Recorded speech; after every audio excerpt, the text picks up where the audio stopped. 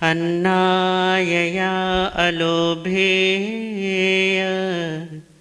तितिक्षा अज्जवे सुई सम्मदिट्ठी समाहीय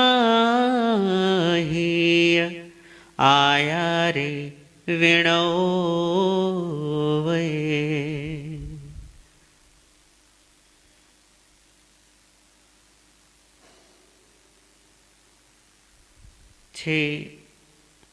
अध्यात्म योगों के विषय में हमारी वार्ता हो चुकी। अब जो बल्कि 7 अध्यात्म योगों के विषय में, तो जो अगले चरण हैं, जो अगले अध्यात्म योग हैं, उन पर थोड़ी सी वार्ता कर लेते हैं। इस गाथा में प्रभु ने जो बताए हैं वो हैं अज्ञातता, अन्नायया, अलोभे और अलोभ, तितिक्षा, तितिक्षा सहनशीलता, अज्जवे आर्जव, सोई शुचि पवित्रता, सम्मदिट्ठी सम्यक दृष्टि, समाहीय और समाधि, आयारे आचार, विनयोवये विनयोपीत।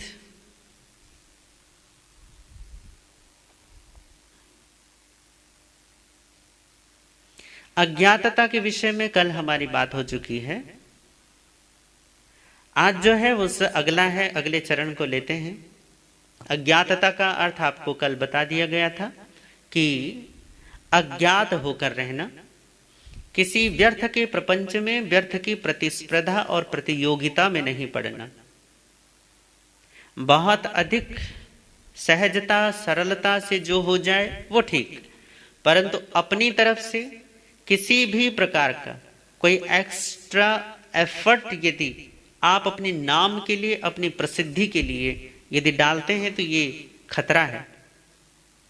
और इस खतरे से बचने का एक ही उपाय है कि अज्ञात होकर रहो। अपने गुणों का प्रदर्शन करने की आवश्यकता नहीं है। इसी को परमात्मा ने कहा अज्ञात कुलशील होकर रहना। और गृहस्थियों के लिए तो चलो ठीक है, कमोबेश मात्रा में आप जितना अपना सकते हैं आपको अपनाना चाहिए, पर साधुओं के लिए तो ये निश्चित नियम है कि वो अपना कुल, अपनी जाति, अपना वंश, अपने गोत्र के विषय में सूचना नहीं दे किसी को।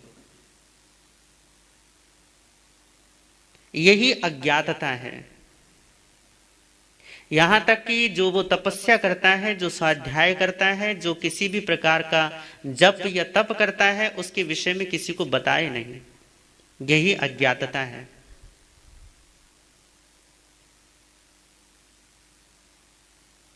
साधु जो है वो जंगली फूल की तरह हो जाता है। कोई देखे तो भी ठीक और ना देखे तो भी ठीक है। इसीलिए प्रभु ने कहा अज्ञात कुलशील वाला होकर रहो। परंतु आज यदि देखा जाए तो भैया इसे अगले ही चरण में आ रहा है ना, अलोभे, अलोभ। अलोभी जो होता है वो अध्यात्म योगी होता है। ये अगले चरण से है। और ये दोनों, ये सारे के सारे जुड़े हुए हैं, एक के बाद एक क्रमशः एक के पीछे एक जुड़े हुए हैं। आप चाहो तो इन सब को जोड़ भी सकते हो और चाहो तो अलग अलग इनकी साधना कर भी सकते हो। परंतु जो अगला चरण है वो है अज्ञातता के बाद है, जो है वो है अलोभ। अलोभ का मतलब होता है लोभ रहित होकर रहना। और ये जो लोभ है इसे हम लालसा के रूप में, लालच के रूप में सिंपल भाषा में बोलते हैं कि किसी भी प्रकार की यदि हमारी मनोस्थिति लालसापूर्ण, इच्छापूर्ण होती है तो उसको लोभ कहते हैं। अब ये जो लोभ है, परमात्मा कहते हैं कि लोभ नहीं बल्कि अलोभ जो दशा है वो आपको अध्यात्म योग की तरफ ले जाती है, आपको योगी बनाती है। अब लोभ को हमारे यहाँ पे ना 3 भागों में बांटा गया। वैसे तो बहुत सारे प्रकार हो सकते हैं लोभ के, उसकी कोई गिनती नहीं है, पर 3 महत्वपूर्ण भागों में इसे बांटा। पहली बात कही कि जो अलोभ है वो पहला तरीका है धन से निर्लोभी होकर रहना। और यदि आज की हम दौड़ देखें तो भैया सारी की सारी दौड़ ही धन की है। सारा का सारा आपका जोर आपके केंद्र में पैसा ही है। और पैसा जब केंद्र में आ जाता है ना, तो फिर जीवन के नीति, नियम, कायदे, कानून, धर्म, सदाचार, कुलाचार और परंपरा से प्राप्त हमें इतनी अच्छी परंपराएं सारी की सारी चली जाती हैं। फिर वो इतने महत्वपूर्ण नहीं रहते। क्यों? क्योंकि केंद्र में आपके सदाचार नहीं है, केंद्र में आपके नियम, नीति या कानून नहीं है, बल्कि केंद्र में है धन, केंद्र में है पैसा। और जो धन है वो जड़ है, जड़ को समर्पित मन भी जड़ जैसा हो जाता है, फिर उसमें विवेक नहीं रहता। और विवेकहीन तो जो ना करे वही कम है। आदमी पैसा कमाने के लिए काला बाजारी, चोरी चकारी, लूटमार, खसोट, पता नहीं कितने सारे भ्रष्टाचार और कितना सारा काला बाजार कितना करता है आदमी, कितने कितने पापड़ बेलता है आदमी इन पैसों के लिए, धन के लिए।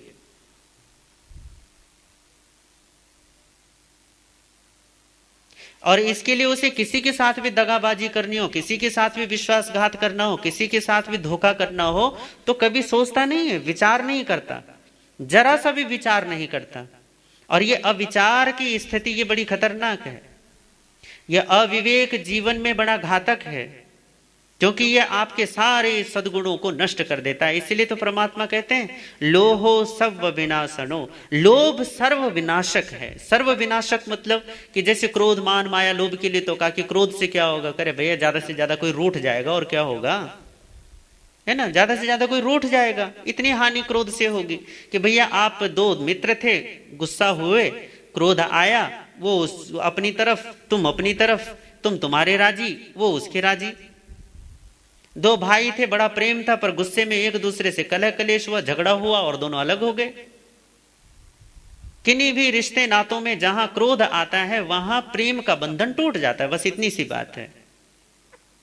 तो कहा कि क्रोध से प्रीति का नाश होता है, मान से विनय का नाश होता है, अहंकार आएगा तो विनय चला जाता है और क्या होगा। माया से कहा कि रिजुता, सरलता चली जाती है। परंतु कहा कि लोभ ये अकेला एक ऐसा शत्रु है, या ऐसा बोल दो कि आपका पोषित, आपके ही भीतर में ये पालित एक ऐसा आपका अरि है, ये एक ऐसा दुश्मन है कि ये अकेले ही ये विनय को भी नष्ट कर देता है, आपकी सरलता को भी स्वाहा कर देता है, और साथ ही साथ आपके जीवन से प्रेम को भी दफा कर देता है, अकेला। इसलिए परमात्मा कहते हैं लोहो सर्व विनाशनो, ये सर्व विनाशक है। और इस सर्व विनाशक लोभ की चपेट में यदि देखा जाए तो सभी हैं। इसीलिए तो देखो बस धन की दौड़ दौड़ दौड़ दौड़, बस उसी की दौड़ लगी रहती है जीवन भर, मारा मारी इसी की है।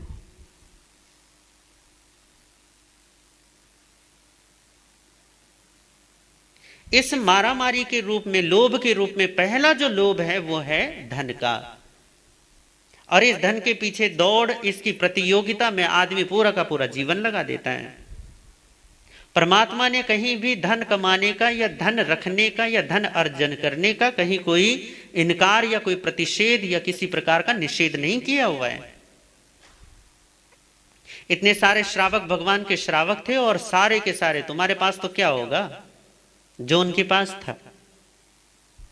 करोड़ों करोड़ों स्वर्ण मुद्राओं की वो मालिक थे, हजारों हजारों एकड़ों की वो जमीन जायदाद उनकी थी, और 40-40 हजार 80-80 हजार गौओं का उनके गौशालाएं थी। तुम्हारे पास तो एक गाय तक नहीं है। अब भैया उस जमाने के धन संपत्ति यही थी, तो यही उनके पास भरा पूरा था। एक एक श्रावक के लिए भगवान का आता है कि 80-80 हजार गौओं का गोकुल उनका हुआ करता था। अब बताओ जिसके पास 80 हजार गायों का गोकुल हो, उसका पसारा कितना होगा।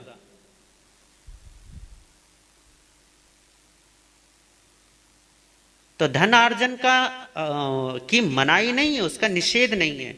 निषेध किस चीज का है? निषेध है बेलगाम हो जाने का। निषेध है उस वृत्ति का जो लोभ के रूप में काम करती है, फिर नीति और नियम नहीं देखती, फिर नाते और रिश्ते नहीं देखते, फिर धर्म और कायदा नहीं देखा जाता, फिर सदाचार और कुल परंपरा से प्राप्त आपको कुलाचार नहीं नजर आता। फिर दुर्योधन की तरह सब कुछ बस कि सुई की नोक पर जितनी जमीन आती ना उतनी भी तुम्हें नहीं दे सकता, मैं पांडवों को नहीं दे सकता। फिर ऐसी वृत्ति जन्म ले लेती है। और इसी वृत्ति को कहा है लोभ, कि बस सब कुछ खुद ही हड़प जाना चाहते हो, खुद ही सब कुछ अपने हजम कर देना चाहते हो। कल ही आशाधर जी की, हमारे यहाँ पे एक बहुत बड़े श्रावक हुए हैं, आचार्य कल्प कहते हैं उन्हें, जिन्होंने आगार और अनगार धर्मामृत ग्रंथ की रचना की है। उसमें उन्होंने एक श्लोक बोला है, श्लोक तो मुझे पूरा याद नहीं है, परंतु उसमें उन्होंने लोभ को एक उपमा दी कि अरे लोभ तो ऐसा पेट है जो कभी भरता ही नहीं है, एक ऐसा उदर है जिसकी कभी पूर्ति ही नहीं होती, कुछ भी डाल दो सब कुछ स्वाहा हो जाता है। वो कहते हैं कि ये उदर, लोभ का उदर ऐसा है कि पूरा ब्रह्मांड, पूरा लोक भी यदि इस उदर में डाल दिया जाए तो वो भी अणु जितना छोटा लगने लगता है कि भैया ये तो बहुत छोटा है, ये बहुत थोड़ा है, मुझे तो और चाहिए और चाहिए और चाहिए और चाहिए और चाहिए, करते करते करते करते जीवन समाप्त हो जाता है, परंतु ये और चाहिए समाप्त नहीं होता है। इसी को कहते हैं लोभ। तो ये है धन के रूप में पहला। दूसरा जो लोभ का रूप है वो है रूप का, शरीर की आसक्ति का। इसको भी परमात्मा ने लोभ कहा है। अपने आप को बलिष्ठ या अपने आप को सुंदर दिखाने की कोशिश करना, और इस कोशिश में लगे रहना कि भैया मैं बस सुंदर दिखाई दूं। भैया प्रकृति से जो मिला है, कर्मों के आधार पर आपने जो देह यष्टि पाई है वो तो रहने वाली है, परंतु आप अपनी तरफ से अधिक चेष्टाओं में संलग्न हो जाते हैं कि भैया बस किसी भी तरीके से हम गोरे हो जाएं। तो आपका बाजार ऐसे ही क्रीम और पाउडर से भरा पड़ा रहता है कि भैया बस आपको टीवी में ऐड दिखना चाहिए कि कौन सा नया क्रीम और पाउडर आया है कि जिसको लगाने से बस हम गोरे चिट्टे और भैया हमारी जो त्वचा है दूध की और मक्खन की तरह बस मुलायम हो जाए। ये दूसरा लोभ है जो शरीर के प्रति होता है। शरीर की आसक्ति के रूप में जिसे हम देखते हैं उसको भी एक लोभ का रूप कहा भगवान ने, ये दूसरा लोभ है। और शरीर की आसक्ति जब तक है तब तक अध्यात्म योग की साधना हो ही नहीं सकती। अध्यात्म योग की साधना कल भी आपको बताया था निष्प्रतिकर्मता के रूप में, कि जब तक देहाध्यास से मुक्त होने की चेष्टा में संलग्न कोई नहीं होता, जब तक उसके मन में ये विचार ही नहीं है कि मुझे देह से मुक्त होना है, देह से परे जाना है, बियॉन्ड बॉडी जाना है, तब तक उसमें अध्यात्म योग की संभावना ही नहीं है। क्यों? क्योंकि केंद्र में तो शरीर बैठा है, शरीर की आसक्ति बैठी है। शरीर की आसक्ति के रहते रहते अध्यात्म योग की साधना संपन्न नहीं हो सकती। और ये आसक्ति भी लोभ का ही एक रूप है। लोभ का रूप क्या है? मैं अधिक से अधिक सुंदर दिखाई दूं, अधिक से अधिक ताकतवर रहूं, ज्यादा से ज्यादा मेरा शरीर स्टेबल रहे। इस शरीर को ही टिकाने का, इस शरीर को ही जमाए रखने का प्रयास जो है उसको भी भगवान ने कहा यह भी एक प्रकार का लोभ है। तो पहला लोभ है जो धन संपत्ति जमीन जायदाद के रूप में दिखाई देता है। दूसरा लोभ है जो शरीर की आसक्ति के रूप में दिखाई देता है। और तीसरा एक लोभ और है, अभी आपने सुना ना कि अज्ञात होकर रहना, अब ये विषय यहां पर पूरा होता है। वो है तीसरा लोभ के रूप में जिसे हम कहते हैं नाम का, पद का, प्रतिष्ठा का लोभ होना, मान सम्मान की प्राप्ति की इच्छा होना कि बस मुझे ज्यादा से ज्यादा लोग जाने। भैया मैं जब भीड़ में जाऊं ना तो सबसे अलग पहचाना जाऊं, मेरी सबसे अलग पहचान होनी चाहिए। और आप हैं सबसे अलग, इसमें कोई संदेह नहीं है, परंतु आप जो हैं वो आपको स्वीकार नहीं है। आपको कुछ और ऐसा होना है जो कोई और नहीं हो पाया। चक्रवर्ती भरत के लिए ऐसा उदाहरण आता है हमारे पुराणों में, कहां तक सही है कहां तक गलत है मुझे नहीं पता, परंतु ऐसा एक कथानक आता है कि चक्रवर्ती भरत जब 6 खंडों के अधिपति बनकर जब वापस अयोध्या लौट रहे थे और पूरी धरती पर उनकी विजय का डंका बजा हुआ था, पूरे धरती पर जितने भी 32,000 राजा थे उस समय में, उन सारे 32,000 राजाओं को जीता, जिसमें कहते हैं उस जमाने के हिसाब से 60,000 वर्ष लगे उन्हें।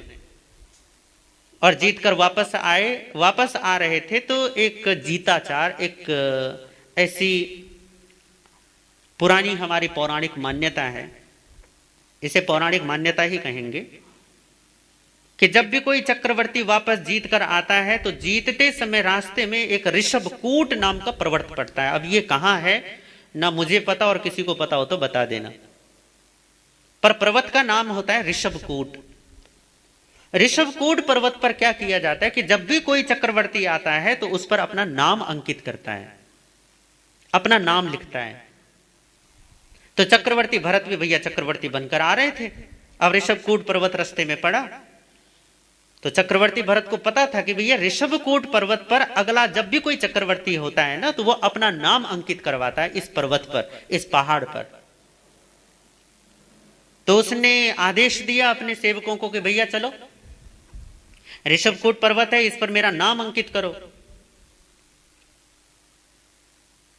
तो सेवकों ने कहा जी ठीक है, नाम लिखते हैं आपका। और उन्होंने नाम लिखने के लिए जब वो पर्वत पर गए, तो पर्वत पर जाने के बाद उन्होंने क्या देखा कि वहां पहले से बहुत सारे नाम लिखे हुए हैं। कोई सी भी जगह, वो जगह खोजते खोजते खोजते खोजते पूरी सेना लग गई वहां जगह खोजने में कि भैया कोई छोटी सी जगह मिले कि लिखने के लिए। कौन सी, बहुत पूरे पर्वत पर थोड़ी ना नाम छापना था, थोड़ी सी जगह चाहिए थी। भरत कितना छोटा सा नाम है, 3 अक्षरों का कुल नाम है, और ज्यादा से ज्यादा चक्रवर्ती आगे लगा दी जाओ। अरे भैया भरत चक्रवर्ती तो छोड़ो, पूरा का पूरा केवल भरत जितना नाम लिखने के लिए भी उस पर्वत में कोई जगह नहीं मिली, शेष जगह नहीं थी। अब ये बड़ा भरत के लिए बड़ी पेशोपेश की बात थी कि यार एक छोटी सी भी जगह मुझे नहीं मिली लिखने के लिए। तो किसी ने कहा कि महाराज यदि आपको नाम लिखवाना हो ना, तो आप एक काम क्यों नहीं करते? करे क्या? करे जगह तो मिल नहीं रही, खाली थोड़ी सी भी जगह, तो आप एक काम करो, आप एक जगह मिटा दो और उस जगह मिटाकर एक मतलब किसी का नाम मिटा दो, और उस नाम को मिटाने के बाद वहां अपना नाम खोद दो, इतनी सी बात है। तो भरत ने कहा करे भाई, तू मुझसे किसी और का नाम खुदवा रहा है, कल को कोई और आएगा वो मेरा नाम खुदवा के मिटा के अपना नाम खुदवा देगा। तो क्या करे भाई, मुझे तो नाम खुदवाना ही नहीं है, मुझे ऐसा नाम चाहिए ही नहीं कि जो किसी और के नाम को मिटाकर मुझे वहां लगाना पड़े, वहां लिखना पड़े। कि मुझे ऐसे नाम की कोई इच्छा नहीं है। भरत अपना नाम लिखे बिना लिखे ही वापस लौट जाते हैं। है तो ये पौराणिक कथा है, परंतु इस कथा का एक भाव है, और भाव केवल इतना ही है कि आपके नाम की, पद की, प्रतिष्ठा की दौड़ सारी की सारी फिजूल है। फिजूल इसलिए है क्योंकि ये आपके उस वृत्ति को दर्शाता है जो आप अपने आप से प्रेम नहीं करते। आप प्रेम नहीं करते अपने आप से, तो इसलिए आपको संतुष्टि नहीं होती। संतुष्टि नहीं होती तो इसलिए दूसरे लोगों के बीच में जताना चाहते हो कि देखो हम भी कुछ हैं। और ये जताना, जितना आप पद और प्रतिष्ठाओं के पीछे भागोगे, ये आपके भीतर की उस दरिद्रता को दर्शाता है जहां प्रेम नहीं है। और जीवन की सबसे बड़ी यदि संपत्ति है तो वह आत्म प्रेम है, आत्म स्वीकार का भाव है। जो है मैं पर्याप्त हूं, मैं परिपूर्ण हूं, अपनी महिमा में पूरी तरीके से तृप्ति महसूस करना, ये ही आत्म प्रेम का भाव है। और जब तक ये आत्म प्रेम का भाव नहीं होता, तभी तक व्यक्ति इस नाम और पद और प्रतिष्ठा की दौड़ में बस लगा रहता है, दौड़ता रहता है, दौड़ता रहता है। इस दौड़ का अंत आता कब है? मुझे तो नहीं लगता कि कभी आता है। तुम्हारे पांव कब्र में लटक रहे होते, वैसे तुम मुसलमान तो हो नहीं भैया जो कब्र में लटकेंगे तुम्हारे पांव, पर फिर भी तैयारी होती शमशान यात्रा की और तैयारी करते हो राजनीति की। हम भी बन जाएंगे अध्यक्ष, हम भी बन जाएंगे मंत्री, हम भी बन जाएंगे पार्षद, हम भी बन जाएंगे ये और वो। कितनी दौड़ दौड़ते हो भैया, किस लिए? क्योंकि आत्म प्रेम नहीं है, भीतर में तृप्ति की संपन्नता नहीं है, वो समृद्धि नहीं है, वो आत्मबोध की समृद्धि है ही नहीं, आत्मज्ञान रूपी लक्ष्मी ही नहीं है जिससे आप तृप्त होते हैं, संतुष्ट होते हैं, आत्मा में ही रह पाते हैं, अपने में रह पाते हैं। वो है ही नहीं। जब वो है ही नहीं तो फिर दौड़ते हो फिर नाम कमाने के लिए। और ये केवल गृहस्थियों की बात नहीं है, इसमें तो साधु भी शामिल हैं।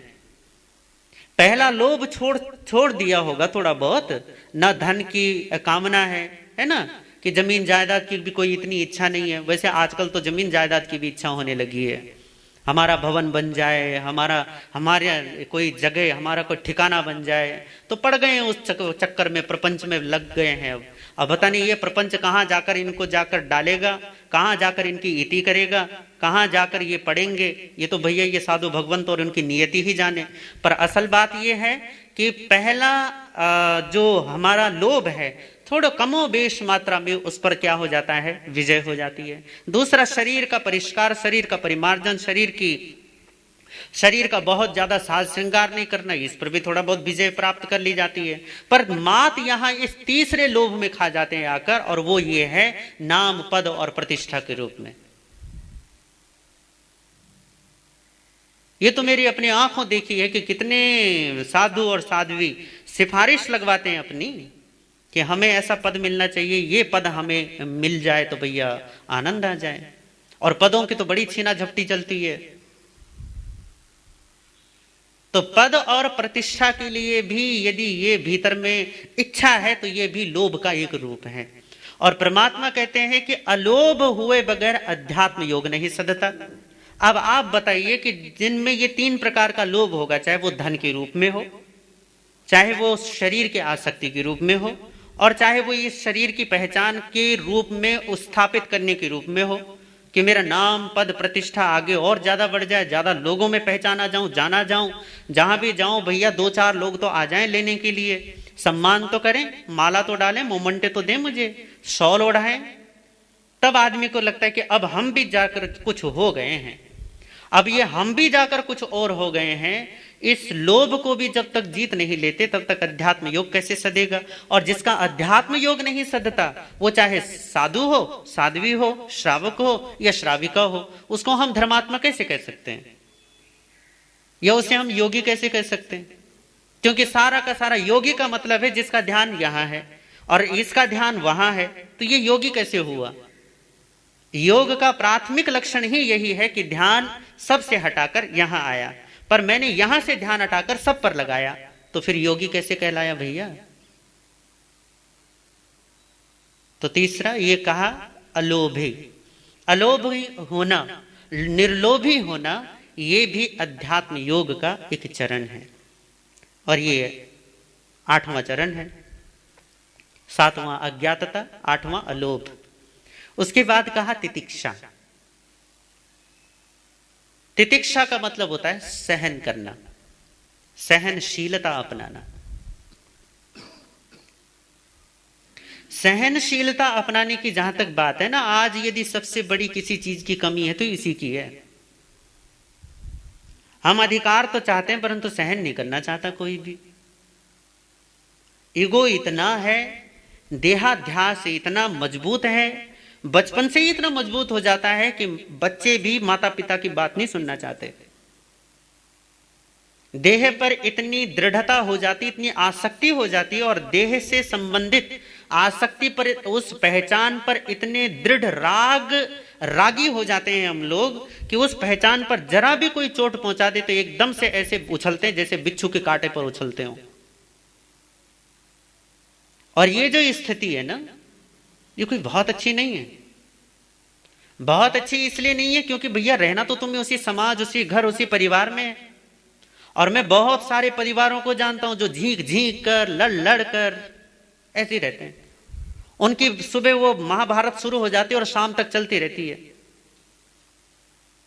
थोड़े दिन शांति से रहेंगे, फिर उसके बाद हो ऐसे उछलते हैं, बस पूछो ही मत। वही नाते, वही रिश्ते, वही उन्हीं के बीच में रहना है, वही माता पिता भाई बंधु सब वही होते हैं। और हमारा झगड़ा भी किन से होता है भैया? करते रहो तुम भारत पाकिस्तान पर, लड़ना तो तुम्हें अपने पड़ोसियों से ही है। चाहे कितने भी वो करते रहो कि भैया हाँ होने वाला है भारत और चीन का युद्ध, परंतु तुम्हारा युद्ध तो तुम्हारे अपने घर में चलता है और तुम्हें उन्हीं से ही सुलटना होता है, उन्हीं के साथ रहना होता है। गुजरात में एक अध्यात्म योगी हुए हैं, दादा भगवान उनको कहते थे। अब तो उनका काल हो गया, पर उनके बहुत सारे भगत सच्चिदानंद संघ के नाम से रहते हैं और उन्हें दादा भगवान के नाम से बोलते हैं। उनकी मुझे एक बात बहुत अच्छी लगी कि आप पूरे दिन में कितने लोगों से मिलते हो, या आप पूरे जीवन में कितने लोगों पर आपका प्रभाव होता है। तो ये एक क्या बोलते हैं, औसतन हर आदमी अपने जीवन में, चाहे वो निखट्टू से भी निखट्टू हो, अगर प्रभावशाली लोगों की बात छोड़ दिया जाए भैया तो उनको अलग चीज अलग से गिन लो, उनको थोड़ा ऊपर कर लो, परंतु कम से कमतर व्यक्ति, जिसे हम कहते हैं ना कमतर से कमतर व्यक्ति भी अपने जीवन में 10,000 लोगों पर किसी ना किसी तरीके से डायरेक्ट इनडायरेक्ट, साक्षात परोक्ष प्रभाव डालता ही डालता है। अब इस प्रभाव में हमारे जो इस मिलन में, इस संयोग में हमारी उलझने ज्यादा बढ़ती हैं, सुलझने नहीं होती। हम उलझते ज्यादा हैं, सुलझते कम हैं। और ये जो उलझन है, इसमें सबसे महत्वपूर्ण उलझाव का जो केंद्र है, जो एक ग्रंथि है जहां आकर सब कुछ उलझ जाता है, उसे कहा है परमात्मा ने, वो है अहंकार। और अहंकार है इसीलिए सहन नहीं होता। अहंकारी किसी को सहन नहीं कर सकता। निरहंकारी क्षमा करने में वीर होता है और अहंकारी प्रतिक्रिया देने में, प्रतिरोध करने में वीर होता है। और यह वीरता आपकी लगने ही लगने वाली, शक्ति आपकी लगने ही लगने वाली है। पर गजब यही है कि सहिष्णुता न हो तो आपका एक छोटा सा परिवार भी आपसे न संभलेगा। सुकरात की आज ही एक मैं घटना पढ़ रहा था कि सुकरात अपने एक मित्र से मिलने के लिए गए, जिनकी काफी उम्र हो चुकी थी। उनके घर पर गए उनसे मिलने के लिए, दोनों बैठे। सुकरात ने देखा जो बुजुर्ग महाशय हैं वो बड़े प्रसन्न हैं, बड़े आनंदित हैं। उनकी पत्नी को देखा, वो भी उतनी ही खिली खिली चेहरे वाली। सुकरात को बड़ा आनंद हुआ कि भैया दोनों सुखी हैं, दोनों प्रसन्न हैं।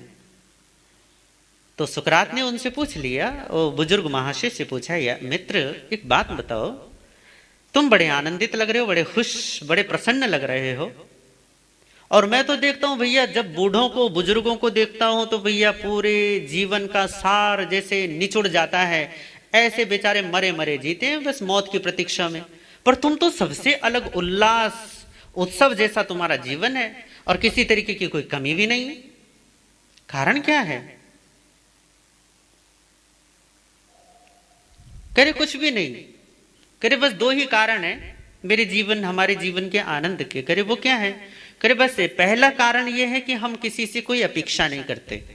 मेरे 3 बेटे हैं, 3 बहुएं हैं, और उनमें उन तीनों के परिवार से किसी भी प्रकार की कोई अपेक्षा नहीं करता कि भैया खाने में मुझे ऐसा ही चाहिए, बिछाने में ऐसा ही चाहिए, कमरा मुझे ऐसा ही चाहिए, सफाई इसी ढंग से होनी चाहिए, घर में ये काम इसी प्रकार से होना चाहिए। मेरी ऐसी कोई अपेक्षा नहीं है।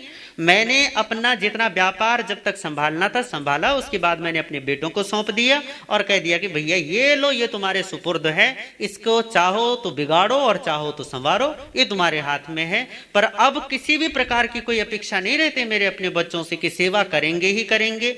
भैया कुछ कर देते हैं तो बहुत अच्छा, नहीं करते हैं तो बहुत अच्छा, अपना काम हम खुद भी कर लेते हैं, और जहां बचा हुआ समय रहता है, पोते पोतियों की कोई कमी नहीं है तो उनके साथ आराम से अपना मेरा समय जाता है हम दोनों का। तो किसी से कोई अपेक्षा नहीं होती, इसलिए हमें किसी प्रकार का कोई, कि जब अपेक्षा ही नहीं है, अब अपेक्षा नहीं है तो कई बार अपेक्षाएं पूरी होती भी है, कई बार पूरी नहीं होती।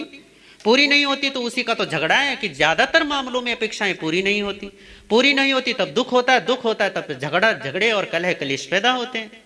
तो बुजुर्ग महाशय ने कहा कि यह पहली बात है कि मैं अपेक्षा नहीं करता, किसी से भी कोई अपेक्षा नहीं करता किसी भी प्रकार की, और मेरी भी पत्नी नहीं करती। हम दोनों किसी से किसी प्रकार की कोई अपेक्षा पालते ही नहीं है। और जब अपेक्षा नहीं पालते तो भैया जो भी होता है हम दोनों के लिए सब अच्छा ही होता है। करे दूसरा कारण यह कि मैं टोका टाकी हम नहीं करते। करे हम किसी को टोकते नहीं है। हाँ, मैंने अपने बेटों को, बहुओं को, हम दोनों ने बोल रखा है कि यदि कभी कोई सलाह चाहिए, कभी किसी भी प्रकार की कोई रुकावट, किसी प्रकार की कोई बाधा, कोई कष्ट परेशानी आए तो हमारे पास आना। हमसे यदि होगा तो अच्छी सलाह देंगे, भली सलाह देंगे। जीवन में हमने बढ़िया जीवन देखा है, इतना जीवन देखा है, बहुत अच्छा जीवन जिया है, काफी अच्छा अनुभव लिया है जीवन का, और इस अनुभव से जो हमने सीखा है, यदि वो कभी तुम्हारे काम आ सके, यदि तुम्हें लगता है कि हाँ इस समय हम उलझ गए हैं, स्टक हो गए हैं, तो चलो माता पिता से पूछ लेते हैं, तो चलो पूछेंगे। तो भैया जब तक वो खुद नहीं आते तब तक हम उन्हें सलाह नहीं देते। चाहे वो कुछ भी काम चाहे बिगड़ भी जाए, हमारे सामने बिगड़ भी रहा होगा, तब भी हम उनके बिना पूछे उनको सलाह नहीं देते। ये दूसरा कारण है कि हम सुखी हैं। परंतु ये जो असहिष्णुता है, ये जो अहंकार है, ये इन दोनों से छुटकारा पा ही नहीं सकता। ये बड़ी गजब की बात है। पहली बात तो वो हर एक से अपेक्षा पालकर बैठता है कि ये इस हिसाब किताब का होना चाहिए, और दूसरा ये है कि वो हर एक चीज को अपने कंट्रोल में करना चाहता है, सबको अपने हिसाब से चलाना चाहता है, सब पर अपना अधिकार जमा कर रखना चाहता है। बिल्कुल बूढ़ा हो जाएगा, जवानों को तो छोड़ो, बूढ़ा भी हो जाए, बिल्कुल खिसकने वाला, तैयार होने वाला है, तब भी वो अपने अधिकारों को छोड़ना नहीं चाहता। तब भी अपने टोका टोकी के स्वभाव को, दूसरों को सुधार दूंगा मैं, तो ये सुधारवादी दृष्टिकोण तब भी समाप्त नहीं होता। परमात्मा कहते हैं कि भैया जितना दूसरों को सुधारोगे ना, खुद बिगड़ते चले जाओगे। तो दूसरों को सुधारो, उससे पहले खुद को सुधार लो। जितनी अपेक्षाएं पालोगे उतनी दुखी रहोगे, और जितने दुखी रहोगे उतने दूसरों को दुखी करते रहोगे। और ये सारे के सारे लोग जो आपस में परिवारों के रूप में, भाई बंधुओं, पति पत्नी के रूप में ये जो आपको दुखी दिखाई देते हैं, इनके दुख का कारण कुछ भी नहीं है, केवल ये दो कारण हैं। एक तो वो एक दूसरे से बहुत ज्यादा अपेक्षा कर लेते हैं, और दूसरा ये है कि दूसरे पर हावी होने की बड़ी चेष्टा रहती है। क्यों हम हर रोज, क्यों हमारे जीवन में किसी भी प्रकार की कोई रुकावट आती है? क्यों बच्चे माता पिता के कहने में नहीं है, और माता पिता क्यों बच्चों पर हावी होने की कोशिश करते हैं? कारण दो ही हैं, या तो अत्यधिक अपेक्षाएं पाल ली गई हैं, और या फिर अत्यधिक हावी होने की चेष्टा में लीन हो। ये दो ही कारण हैं, और इन दोनों कारणों के होते हुए सहिष्णुता तो नहीं हो सकती, क्योंकि जहां अहंकार होगा वहां ये दोनों होंगे, जहां अहंकार और ये दोनों होंगे वहां सहनशीलता नहीं होगी, वहां सहन करने का तो भाव ही नहीं हो सकता। तो जहां सहनशीलता नहीं है वहां अध्यात्म योग भी नहीं है, क्योंकि जो व्यक्ति किसी को सहन नहीं कर सकता वो व्यक्ति आगे बढ़ नहीं सकता। ये बिल्कुल ऐसा ही है कि यदि कोई कुत्ता किसी गली में चले जाए ना, दूसरी गली में, तो उसका आगे बढ़ना मुश्किल हो जाता है। कारण क्या है? क्योंकि हर एक कुत्ता उसकी तरफ झपटता है, और वो हर एक कुत्ते की तरफ झपटता है। तो जब भैया इतना लड़ने भिड़ने में ही अपना वक्त जाया कर देगा तो आगे कब बढ़ेगा? जीवन में आप अपना कोई एक ऐसा महानतम लक्ष्य निर्धारित करो कि जिसके लिए आपके लिए छोटी छोटी बातें महत्वहीन हो जाएं। कोई ऐसा जीवन में बड़प्पन पैदा कर दो कि जिस बड़प्पन के सामने ये छोटी छोटी क्षुद्र बातें आपके लिए बस, किसी ने कुछ कह दिया तो ठीक है, नहीं कहा तो ठीक है, कर दिया तो ठीक है, नहीं कर दिया तो ठीक है, कोई बिगड़ गया तो बिगड़ गया, सुधर गया तो सुधर गया। हाँ, कोई तुमसे सलाह मशविरा करने आता है, कोई राय मांगने आता है, तब रायचंद बनो। वैसे क्यों खामखा किसी के फटे में टांग अड़ानी? तो जितने सहिष्णु बनकर रहोगे उतने ही अध्यात्म की यात्रा आसान और सरल हो जाती है। जितने अकड़ू और असहिष्णु होकर बनकर रहोगे उतने ही जीवन में बाधा पर बाधा।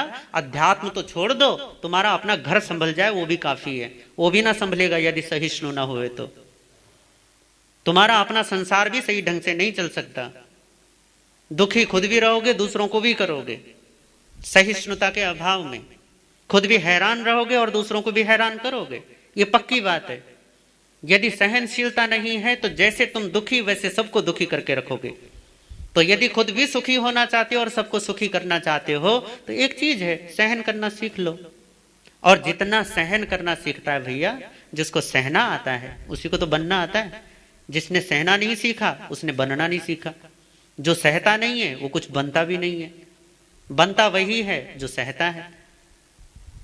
अब यदि अपने जीवन में कुछ बनना है, यदि कुछ बड़प्पन पैदा करना है, तो उसके लिए सिर्फ इतनी सी बात होती है भैया कि थोड़ा क्या कर लो, सहन करना सीख जाओ।